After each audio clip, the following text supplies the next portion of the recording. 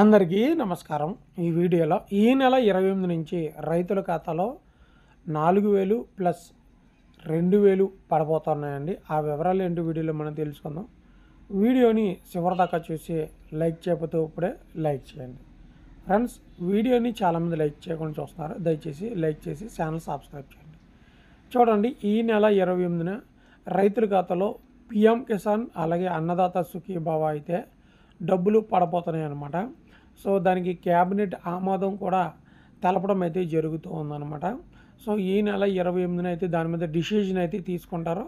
So రైతులు పెట్టుబడి సాయం కోసం అయితే ఎదురు చూస్తున్నారు. ఇప్పుడు వరకు ఆంధ్రప్రదేశ్లో రైతుల నిమిత్తం ఎటువంటి పథకాలు అయితే ఓపెన్ అయితే అవ్వలేదు, చేయలేదు. సో రైతుల కోసం విడుదల చేయాలని చెప్పి వాటిని అయితే అమలు చేయాలి అని ఈ నెల 28న అయితే డేట్ ఫిక్స్ చేయడం అయితే జరిగిందనమాట.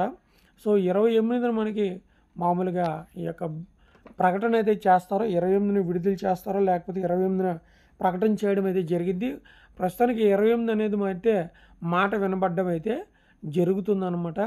సో ఒకవేళ 28న విడుదల చేస్తే మనకి కనీసం ఒక 5-6 రోజుల వరకు ఈ యొక్క పిఎం కిసాన్ ప్లస్ అన్నదాత సుఖీభావ డబ్బులు పడే అవకాశం అయితే ఉంది.